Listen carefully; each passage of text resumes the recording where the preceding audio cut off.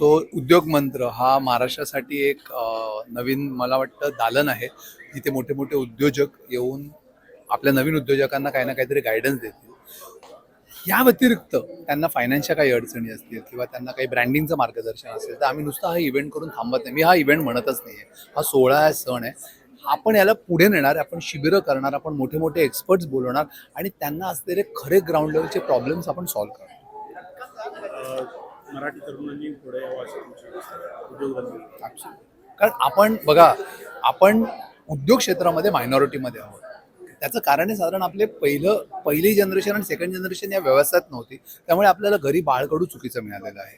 आपल्याला share market नेहमी जुगार सांगितला गेला आहे. आपल्याला व्यवसाय करू नको ना तर घरावर जसं अनेक दिग्गज हे ते म्हणाले, तसं आपल्याला या आता पुढच्या ज्या दोन जनरेशन्स आहेत त्यांना सावरायचं आणि वर आणायचं. सर आपण आता एकांचं पण मराठी जे नवीन मुलं आहेत त्यांना उद्योगधंदा सुरू करताना काही अडचणींना सामोरं जायचं, बँक लोन असेल किंवा कोणता उद्योग चालू करावा याची कल्पना नसते, तर त्याबद्दल तुम्ही मार्गदर्शन देणार. मी सांगतो, लोकल बंधनचा हाच एक ध्यास आहे, हाच एक म्हणजे मी पण घेतलाय की ज्या ज्या उद्योग मग महाराष्ट्रामधला कुठल्याही कानाकोपऱ्यातला उद्योजक असो त्याला हेल्प करायला लोकल बंधन मी आणि माझी टीम सदैव आहे.